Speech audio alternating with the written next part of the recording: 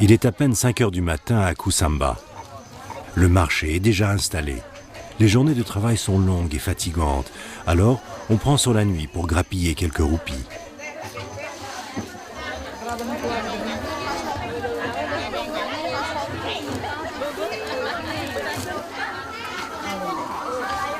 À 5h30, une voix s'élève, celle du muezzin, qui rappelle leur devoir à tous les musulmans de la région. Une intrusion qui se répète 4 fois par jour. Un droit que la mosquée s'est octroyé et qui commence à irriter même les plus tolérants.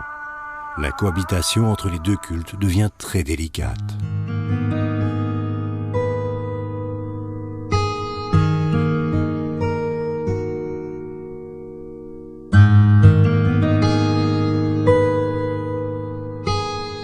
Sur cette immense plage de sable volcanique, dans cette partie moins privilégiée de l'île, les spectacles et le tourisme ne sont pas d'actualité. 3 villages de pêcheurs entretiennent une flottille de pirogues à balancier, des praous, des embarcations bien frêles pour affronter une mer aussi capricieuse. Au moindre coup de vent, il vaut mieux rester à terre.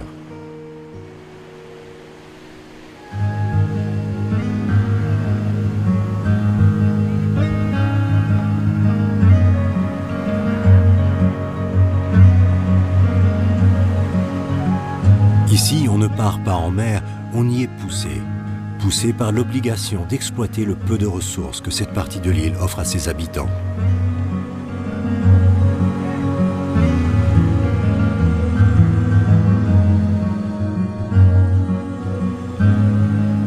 La mer et la pêche ne sont pas le point fort des balinés. Ils craignent trop les démons. Les têtes de poissons éléphants qui décorent la proue ne suffisent pas pour écarter le mauvais œil, encore moins pour trouver une pêche miraculeuse.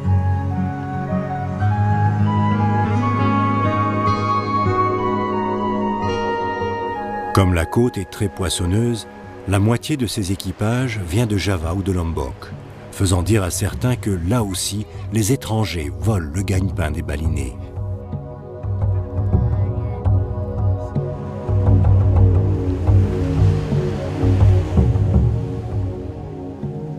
Que faire ici pour s'assurer un minimum de revenus?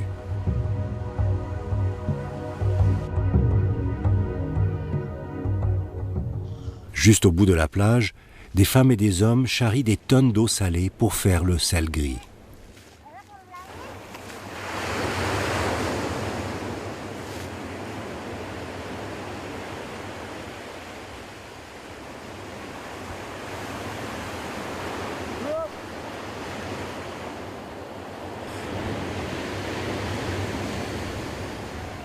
L'eau est répandue sur le sable, puis laissée quelques heures au soleil, avant que le sel devenu gris ne soit récupéré à la surface.